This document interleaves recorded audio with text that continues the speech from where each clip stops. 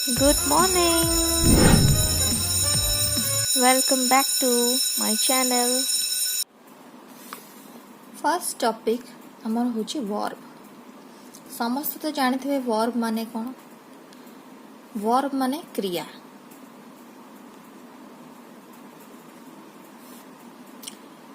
तो वर्ब काहा कहती ना जो काम आमे करू माने डूइंग ऑब्जेक्ट को आमे वर्ब को जो काम आमे करू जोटा कि आमे मोशन रे थिबो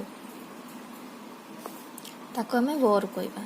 माने धर आमे खेलुचु प्ले वी प्ले डांस आमे कोन हलुचु ना तो मोशन ने अछु प्ले डांस सिंग ए सब होची गोटे गोटे वर्ब माने जोड़ा कि आमे किछि काम करूचु टू डू वर्क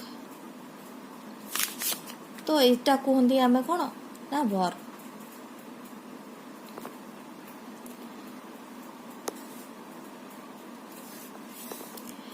आमे केमिति जानिबा गोटे वर्ब टा सिंगुलर ना प्लुरल।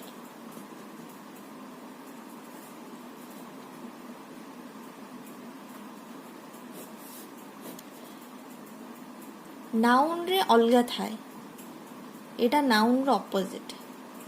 जदि सिंगुलर थिबो ताले प्ले जो लेखा होची एटा प्ले धरो खेलिबा प्ले खेलिबा तो प्ले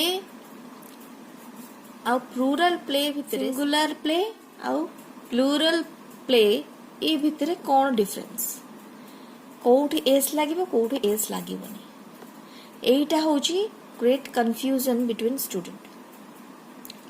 एटा होची कंफ्यूजन। आमे जानिछु कि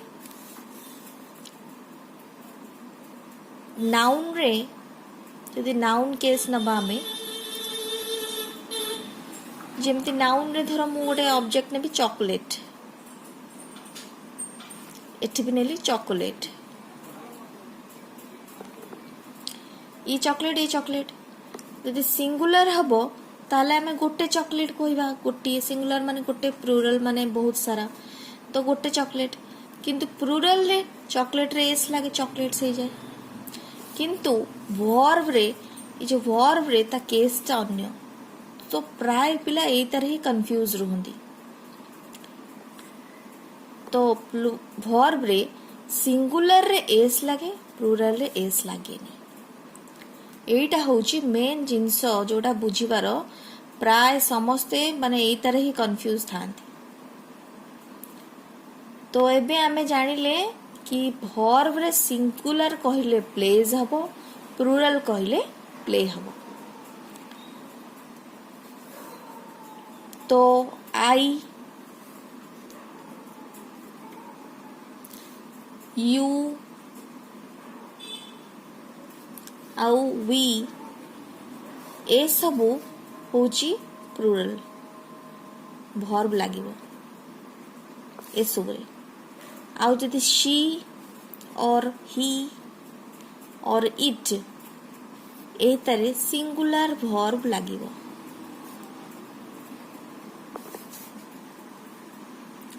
तो हमें कौन जानले ना आई यू वी रे प्लुरल वर्ब लागिबो शी ही इट रे सिंगुलर वर्ब लागिबो। गोटे आमे सेंटेंस ता एबे लेखिबा सी गोटे एग्जांपल ले मोर एठी शी राइट हबो ना राइट्स हबो और लेटर कौन हबा एठी शी होची सिंगुलर वर्ब आमे जानि परचे सिंगुलर ये सिंगुलर एडा होची सिंगुलर नाउन सब प्रोनाउन सी ही इट जणे ही से ये झील को बुझौची पु को बुझौची गोटे कैट की डॉग की बुझौची एतरे कोन सिंगुलर वर्ब जेहेतु कहिची तो सी जगह सिंगुलर वर्ब कोडा हबो एस लागले सिंगुलर हबो तो सी राइट्स अ लेटर। सेमिति ही writes a letter किंतु